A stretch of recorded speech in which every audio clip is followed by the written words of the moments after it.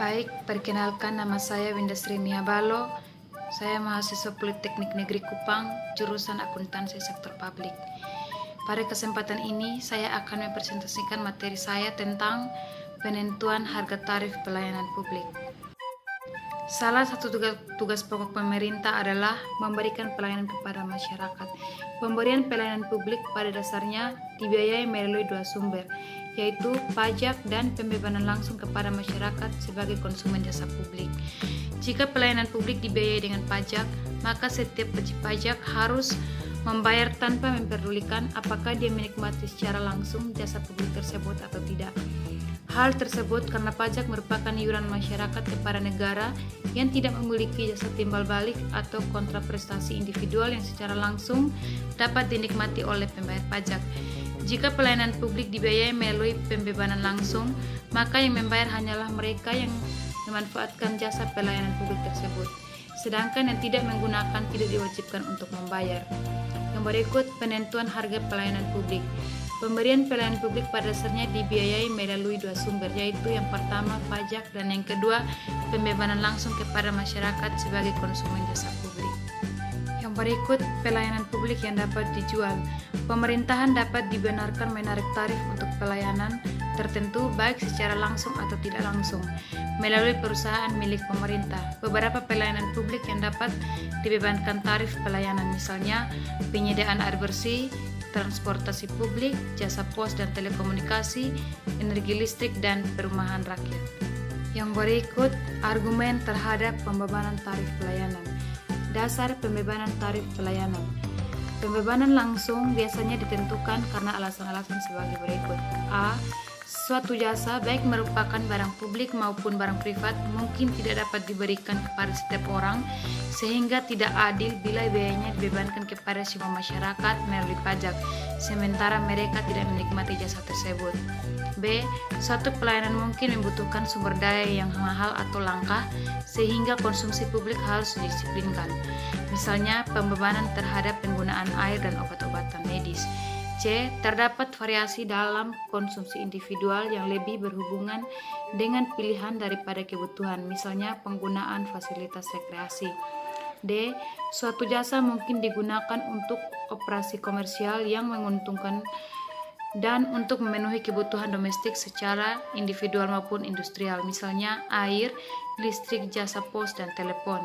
E. Pembebanan dapat digunakan untuk mengetahui arah dan skala permintaan publik atas suatu jasa apabila jenis dan standar pelayanannya tidak dapat ditentukan secara tegas.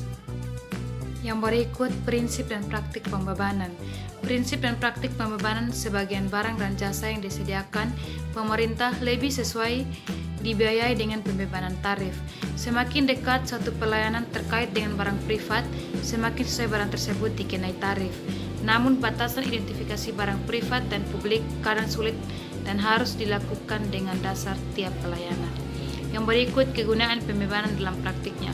Charging for service merupakan salah satu sumber penerimaan bagi pemerintah daerah tertentu. Pemerintah memperoleh penerimaan dari beberapa sumber, antara lain yang pertama pajak, yang kedua pembebanan langsung pada masyarakat, yang ketiga laba BUMN atau BUMD, yang keempat penjualan aset milik pemerintah, yang kelima hutang, yang keenam pembiayaan defisit anggaran. Yang berikut penetapan harga pelayanan. Berapa harga yang harus dibebankan? Pemerintah harus memutuskan berapa harga pelayanan dibebankan pada masyarakat. Aturan yang biasa dipakai adalah bahwa beban dihitung sebesar total biaya untuk menyediakan pelayanan tersebut. Akan tetapi untuk menghitung biaya total tersebut terdapat beberapa kesulitan karena A. Kita tidak tahu secara tepat berapa biaya total untuk menyediakan suatu pelayanan. Oleh karena itu, kita perlu memperhitungkan semua biaya sehingga dapat mengidentifikasi biaya secara tepat untuk setiap jenis pelayanan. Namun tidak boleh terjadi pencampur adukan biaya untuk pelayanan yang berbeda atau harus ada prinsip. B. Sangat sulit mengukur jumlah yang dikonsumsi karena jumlah biaya untuk melayani satu orang dengan orang lain berbeda-beda. Maka diperlukan pembedaan pembebanan tarif pelayanan. Sebagai contoh, diperlukan biaya tambahan untuk pengumpulan sampah dari lokasi rumah yang sulit dijangkau atau memiliki jarak yang jauh. Jika hal ini dilakukan, maka akan terlihat tidak adil meskipun untuk hal tertentu. C. Pembebanan tidak memperhitungkan kemampuan masyarakat untuk membayar. Jika orang miskin tidak mampu membayar suatu pelayanan yang sebenarnya vital, maka mereka harus disubsidi. Mungkin perlu dibuat diskriminasi harga atau diskriminasi produk untuk menghindari subsidi. D. Biaya apa saja yang harus diperhitungkan? Apakah hanya biaya operasi langsung atau perlu juga diperhitungkan biaya modal? Aturan umumnya adalah bahwa kita harus memasukkan bukan saja biaya operasi dan pemeliharaan, akan tetapi juga biaya pergantian barang modal yang sudah usang dan biaya penambahan kapasitas. Prinsip tersebut disebut marginal cost pricing. Yang berikut permasalahan marginal cost pricing. Penggunaan marginal cost pricing memiliki beberapa permasalahan, antara lain: A. Sulit untuk memperhitungkan secara tepat marginal cost untuk jasa tertentu. Dalam praktik, kadang biaya rata-rata digunakan sebagai pengganti, walau hal ini menyimpang dari syarat ekonomis dan efisiensi. B.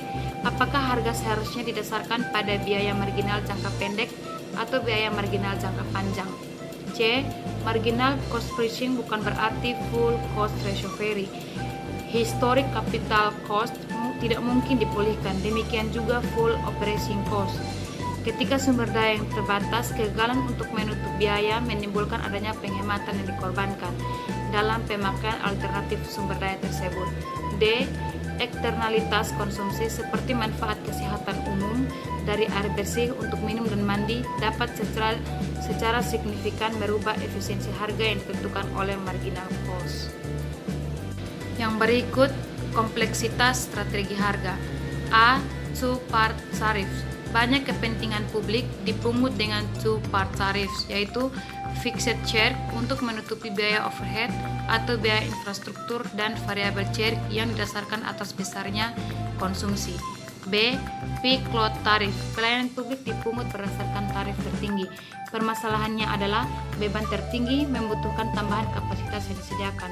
Tarif tertinggi untuk periode puncak yang harus menggambarkan higher marginal cost seperti telepon dan transportasi umum. C.